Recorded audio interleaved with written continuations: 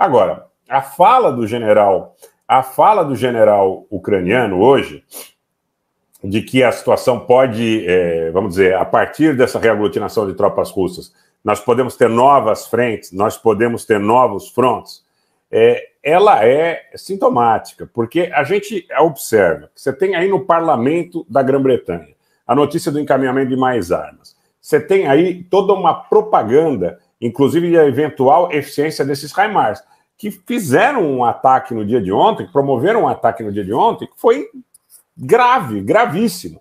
Independente de serem 63, ou 600, ou 400 soldados mortos, há muita especulação, mas foi um ataque certeiro e sintomático, mais uma vez eu repito, em relação ao agravamento da guerra. Agora, você vê o que acontece. Depois disso, você tem a fala de um general ucraniano dizendo: nós sabemos que a Rússia vai lançar um grande ataque. Você tem toda essa mobilização, já desde a visita do Zelensky aos Estados Unidos, no sentido que os Estados Unidos entregarão tudo que tiverem de melhor em armamento para a Ucrânia. Então a gente está começando 2023 claramente marcando que será um ano de agravamento desse conflito.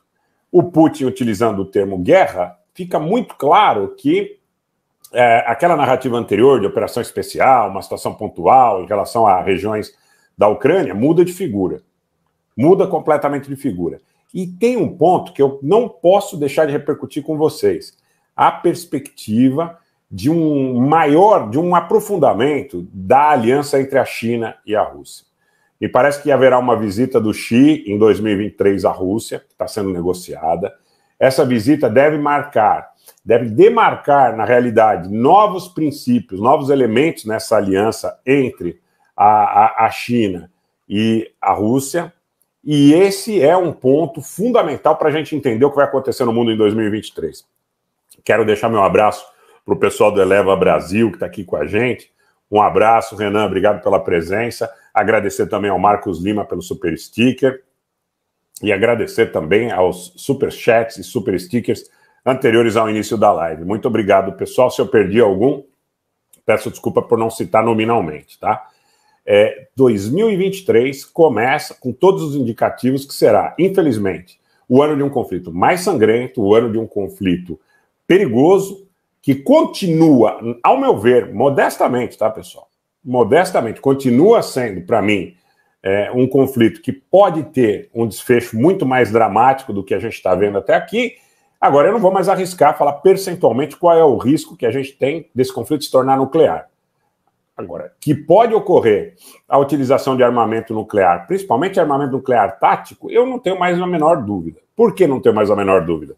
Se você pegar a última fala do Lavrov, eu acho que foi no dia 28 que a gente fez uma live, dizendo, quando o Lavrov dá uma entrevista para a TASS, e ele diz assim, olha, a gente sabe que o Ocidente, principalmente elementos no Pentágono, pensam na possibilidade de matar o presidente Putin, que seria um grande erro.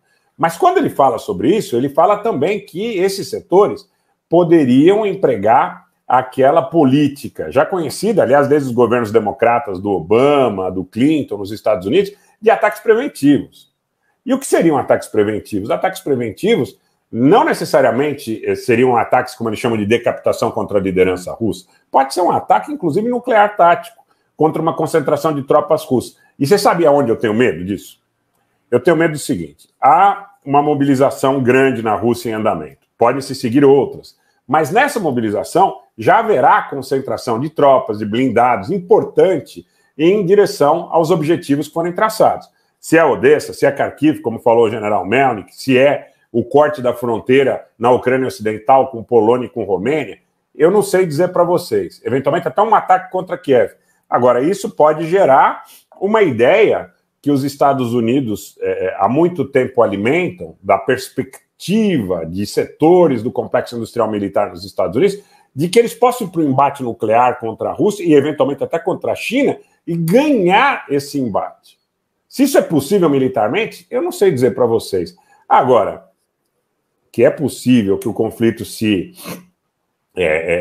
caminhe, né, nessa direção, eu já não tenho a mesma certeza, não tenho a mesma convicção. Deixa eu ver se abrindo o mapa novamente aqui, já que ele está nítido. Vou tirar aqui a mensagem do Renan. Se a gente consegue, eu vou voltar para ele aqui, só um segundinho.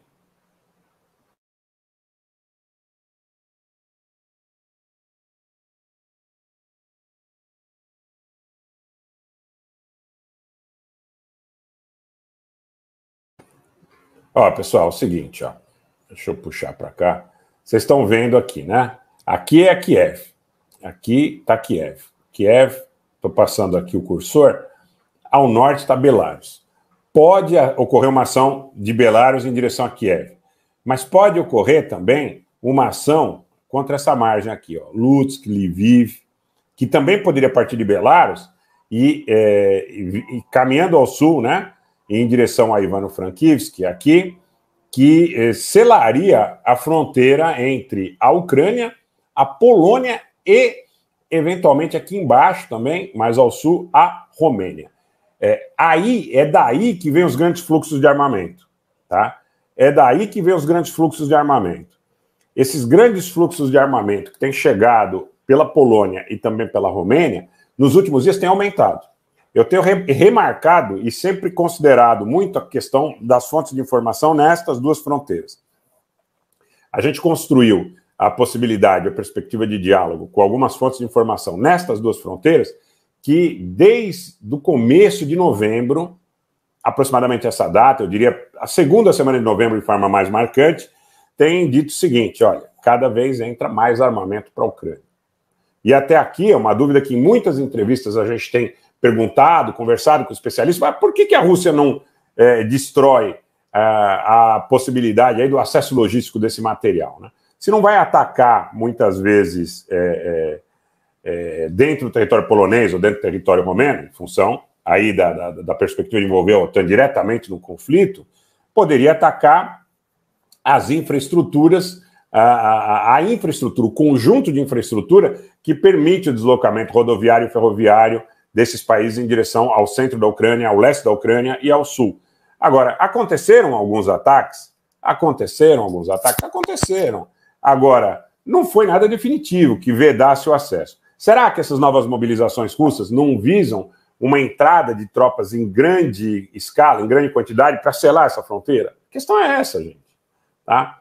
E aí entra a fala do Lavrov do final do ano, quando ele fala, olha, eles falam em decapitação da liderança, que é um eufemismo para assassinato do presidente, do ministro da Defesa, algo que o valha, tal, que poderia gerar uma resposta, aí sim, inclusive drástica, eventualmente até nuclear da própria Rússia, creio que a priori no próprio campo de batalha, tá? Mas há a possibilidade também de que haja um ataque preventivo dessas forças contra as tropas de Moscou, tá?